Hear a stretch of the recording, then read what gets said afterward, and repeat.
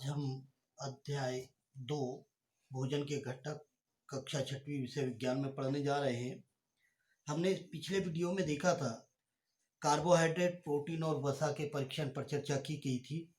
ठीक उसी तरह से हमें विटामिन और खनिज लवण पर भी परीक्षण करना है और किस खाद्य पदार्थ में कौन से पोषक तत्व उपस्थित है इसकी जानकारी हम प्राप्त कर सकते हैं। अब हमारे भोजन में खाद्य पदार्थों की उपस्थिति क्यों आवश्यक है, इस पर हम चर्चा करेंगे। ये हमारे शरीर के लिए क्यों आवश्यक है, इस पर हम बात करते हैं। कार्बोहाइड्रेट मुख्यतः हमारे शरीर को ऊर्जा प्रदान करने के लिए आवश्यक है। वसा भी हमारे शरीर को ऊर्जा प्रदान करती है, इसलिए ये हमारे भोजन में आवश्यक है। वास्तविकता यह है कि कार्बोहाइड्रेट की तुलना में वसा की समान मात्रा में हमें अधिक ऊर्जा प्राप्त होती है। यानी कार्बोहाइड्रेट से जितनी ऊर्जा प्राप्त होती है, अगर उतनी ही मात्रा अगर हमारे भोजन में हो तो वसा की, तो वो उससे अधिक ऊर्जा प्रदान करती है। प्रोटीन की आवश्यकता हमारे शरीर की वृद्धि एवं हमारे शरीर को स्वस्थ रहने के लिए आवश्यक है। प्रोटीन युक्त भोजन से हमारा शरीर वर्धक बनता है, यानी हमारा शरीर बढ़ता है, वृद्धि करता है। और विटामिन रोगों से हमारे शरीर की रक्षा करने में सहायता करता है। विटामिन हमारी आँखों की, अस्थियों की, दांतों की, मसूड़ों की को स्वस्थ रखने में मदद करता है।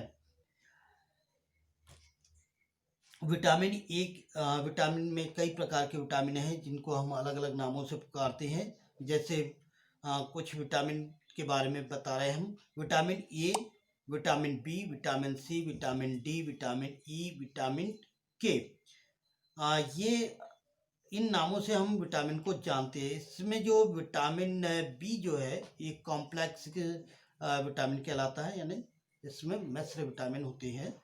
हमारे शरीर को सभी प्रकार के विटामिनों की आवश्यकता होती है और इनको अलग अलग भोजनों से या अलग अलग फलों से, खाद्य पदार्थों से हम प्राप्त करते हैं।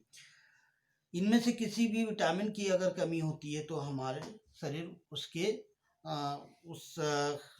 की कमी को प्रदर्शित करने लगता है। विटामिन ए हमारी त्वचा तथा आंखों को स्वस्थ रखने में हमारी सहायता करता है। विटामिन सी बहुत से रोगों से लड़ने में हमारी मदद करता है। विटामिन डी हमारी अस्थियों और दांतों को कैल्शियम का उपयोग करने में हमारी सहायता करता है। विभिन्न विटामिन से भरपूर भोजन आपको आपकी पुस्तक में दिखाया गया है। यदि आप अपनी पुस्तक देखेंगे तो आपको 13 पेज पर अध्याय 2 में ये सारी जानकारी प्राप्त हो जाएगी। हमारे शरीर को सूर्य के प्रकाश से विटामिन डी प्राप्त होता है, इसलिए कहा जाता है कि सुबह की धूप आपको लेना चाहिए, जिससे आपके शरीर में विटामिन डी बनने लगे और आपका शरीर स्वस्थ हो। हमारे शरीर को खनिज लवण की भी आवश्यकता होती है, अल्प मात्रा में इनकी भी आवश्यकता होती है। शरीर के उचित विकास के लिए और अच्छे स्वास्थ्य के लिए प्रत्येक प्रकार के खनिज लवण हमारे शरीर के लिए आवश्यक होती है। विभिन्न खनिज लवणों के लिए प्राप्त करने के विभिन्न स्रोत होते हैं, जो कि आपको अगर आपकी बुक में देखेंगे तो चित्र 2.10 में आपको खनिज लवणों के स्रोत बताए गए हैं। अधिकांश खाद्य पदार्थों में एक से अधिक पोषक होती है। आपने इसको सारणी 2.2 में लिखा था और उस समय आपको ये बताया गया था हमने।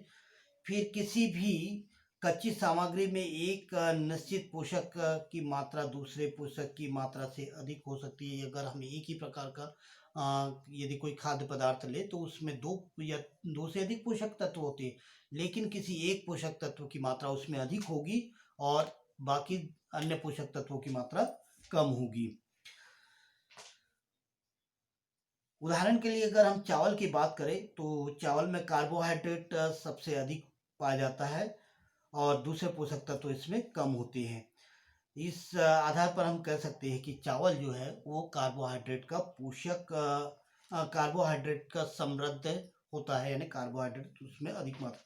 इन पोषकों के अलावा हमारे शरीर में आहारी रेशों तथा जल की भी आवश्यकता होती है। आहारी रेशे हमें रुक्षांश के नाम से जानते हैं। ये हमें हमारे खाने में वृक्षांश की पूर्ति पादपों के उत्पाद से प्राप्त होती है। यानी पादपों के जो भाग हम खाने में उपयोग करते हैं या भोजन के रूप में उपयोग करते हैं, उनसे हमें वृक्षांश प्राप्त होता है।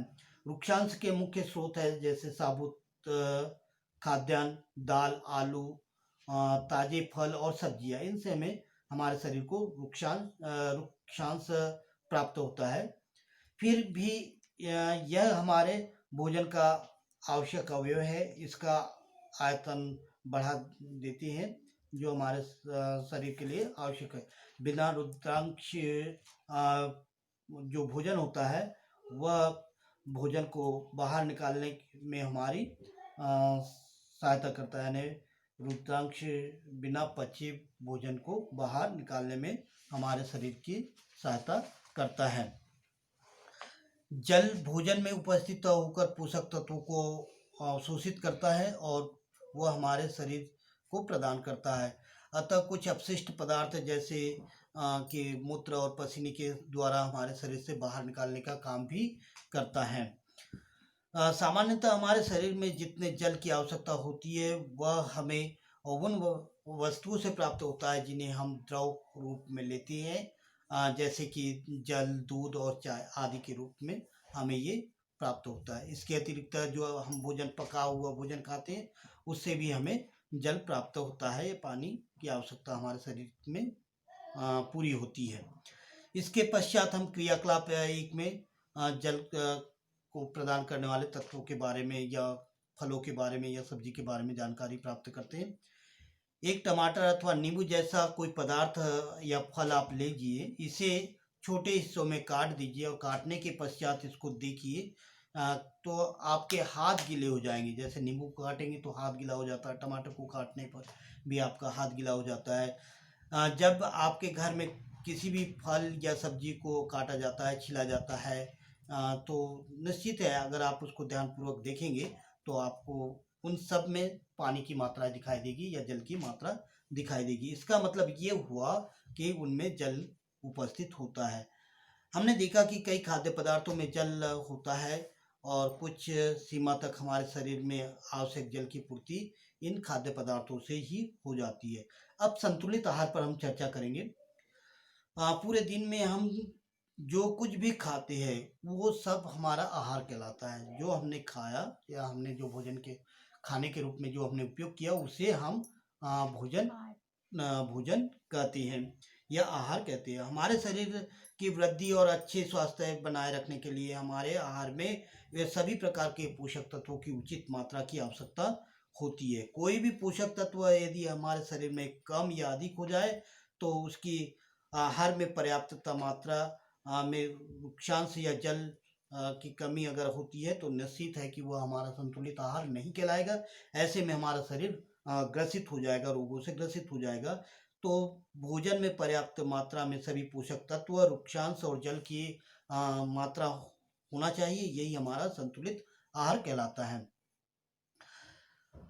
प्रत्येक आयु वर्ग के लोगों के लिए आहार की आवश्यकता अलग अलग होती है। सभी के लिए अलग अलग आहार की आवश्यकता होती है। हमारे संतुलित आहार हमारे शरीर के कार्य पर निर्भर करती है। जैसा हम कार्य करेंगे वैसे हमें संतुलित आहार की आवश्यकता होगी। एक सप्ताह की अवधि में अगर आप जो भी कुछ खाते हैं उसका अगर आप चार्ट तैयार करेंगे तो प्रतिदिन आपके भोजन की मात्रा आप निकाल सकते हैं और सभी पोषक तत्व की बात भी आप बता सकते हैं। जैसे दाल है, मूंगफली है, सोयाबीन है, अंकुरित अनाज है, मूंग, इसमें मूंग या चना हो सकता है।